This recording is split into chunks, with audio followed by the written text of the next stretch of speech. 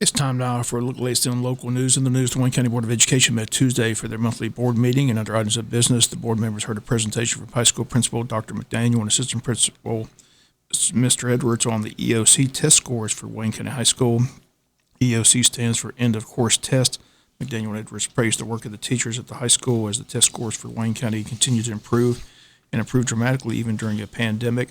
The report showed improvements in the 4 areas of testing: biology, algebra, American literature, and world history. Dr. McDaniel told board members the data shows that if you have a student in a classroom in front of a teacher, the results speak for themselves.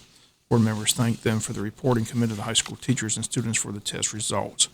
Board approved the proposed 2021-2022 school calendar, which can be seen on their school's website. Dr. Brinson also proposed that all full-time school employees receive that $1,000 stipend proposed by Governor Brian Kemp during the State of the State address in Atlanta. Kemp's proposal doesn't include parapros or pre-K teachers and some other full-time employees. Dr. Brinson asked the school board here locally to include all full-time school employees for the $1,000 stipend. Also asked that each employee and teacher get a little more than the $1,000 so that they net $1,000 in the check. Dr. Brinson says the legislature has nothing to do with the funding. This is from the CARES Act federal dollar funding. Dr. Brinson says the funding has to be approved by the State Board of Education. He says they're set to do that sometime in mid-February. Dr. Brinson hoping Wayne County employees can receive their checks in the month of March, just in time for spring break. Again, he needed board approval, and the board voted unanimously to go along with the superintendent's recommendation Tuesday. So once again, if you're a full-time school employee, you'll be included in the one-time $1,000 payment. Dr. Brinson gave an update on the COVID-19 numbers and says the trend over the past several days has been going in the right direction, downward, as far as positive cases. Dr. Brinson again says a lot of the credit goes to the staff and teachers and students for their due diligence in following protocols. Dr. Brinson says there's always room for improvement, but the indications are that the numbers are going downward. The board members voted to make official meetings for the dates for interviewing candidates for the position of school superintendent. The first round of those interviews is set for January 29th, February 1st, and 2nd, all at 8 a.m., all at the Wayne County Airport.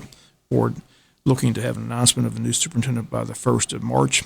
Once they narrow the field down to the final 3 candidates, those names have to be made public. Again, they will have official meetings on January 29th, February 1st, and 2nd to interview the candidates, again taking place 8 a.m. at the Wayne County Airport. Personnel recommendations last night: classified resignations, Angela Lang, Transportation; Adrian Peterson, Wayne County High School Guidance; Carla Phillips, Transportation; and Rhonda Stanfield, Arthur Williams Middle School. Reminder, this Thursday, the Wayne County High School Drama Department is putting on their one-act play entitled Sidelines, a Comedy. Again, they will be performing it this coming Saturday at the Region one-act competition up in Coffee County, but they'll perform it for the local community this Thursday at 7 p.m. at the KK Theater. Again, this tomorrow night. Tickets are $5 each, first come, first serve. Again, they're asking the audience be required to wear a mask and remain distanced from non-family members when in the auditorium tomorrow night. But again, the show will be tomorrow night at 7 p.m. at the KK Theater at Wayne County High School. Again, the comedy play entitled The Sidelines. We'll be back with more news after this word from our sponsor, other commercial messages, so please stay tuned. In other news, a Georgia State representative was removed from the highest chamber in Atlanta Tuesday for refusing to be tested for the COVID-19 virus. Representative David Clark, a Republican from Beaufort, Georgia, has refused to comply with requirements that legislators be tested twice a week. He's not tested at all since the session began 3 weeks ago. On Tuesday, House Speaker David Ralston had Clark escorted out of the chamber by a Georgia State trooper after he refused to leave when initially asked to do so by the House Speaker.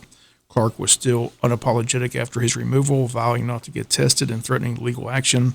His quote is saying, quote, "I'm not falling in line. They have no right to do this," end quote.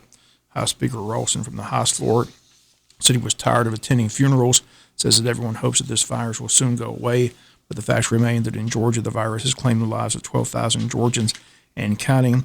Ralston says to prevent the spread of the disease, the Georgia House and Senate are requiring all members and employees to be tested twice a week. In the session's first week, 9 people connected to the Senate, including senators, staff, and aides and interns, tested positive. The House has refused to release their test results thus far. On Tuesday, Ralston made it clear that he will enforce the testing mandate. Later in the day, the Speaker's office notified Clark that he was losing his legislative office space until he completes with the testing requirement. House Minority Leader James Beverly, a Democrat from Macon, welcomed Rawson's efforts to enforce testing, saying the rules were developed with bipartisan support.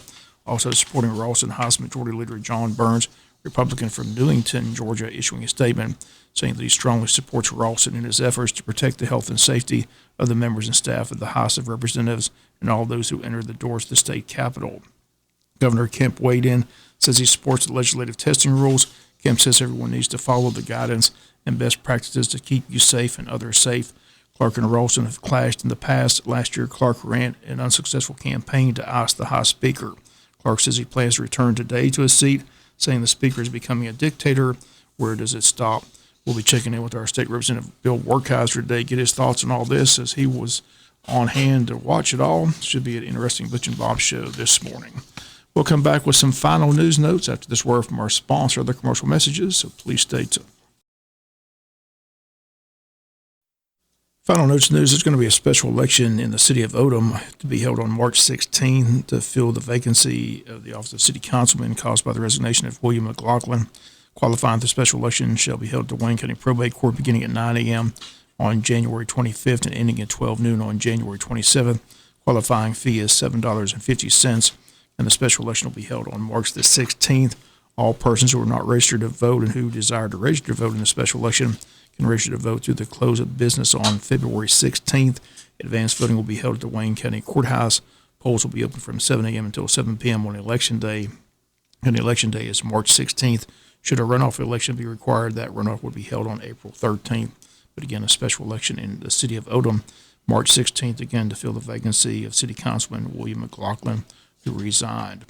Wayne County Commissioners are set to meet on the first Monday of the month in February. It'll be Monday, February 1st.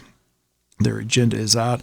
Under old business, Attorney Tracy Lindsay will be on hand to discuss the Development Authority and the Industrial Development Authority.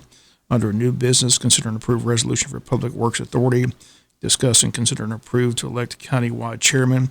Consider and approve service delivery strategy. Consider and approve sale of property on Forest Drive, lot 100B-13-2. Still several board appointments on the agenda. Items with the county administrator. Consider and approve to amend the 2021 budget for the district attorney's office. County commissioners. Items also in executive session discuss personnel. All that's set for Monday, February the 1st. And Wayne County has activated a hyper-reach alert system. The new emergency alert system will provide a rapid notification of hazardous and urgent situations using a mix of telephone calls, text, and email messages, smart speaker alerts, and other advanced alerting methods.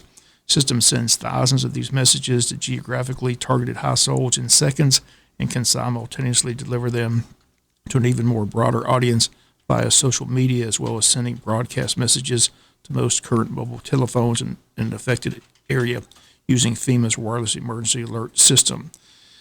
Emergency Management Agency Director Donnie Ray says, quote, "Our job is to protect the citizens of Wayne County as effectively as possible.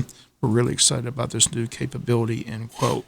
County plans to use the service primarily for alerts about weather and environmental hazards and missing persons, weather alerts to landline phones and community, and weather alerts to mobile phones and email addresses are only included when people enroll. Residents and people who work in the Wayne County area are encouraged to enroll in the system, and they can do so by calling 912-207-7181. Again, 912-207-7181. That's going to do it for latest in local news. Sports comes your way in a few minutes. Bob Morgan saying have a great day.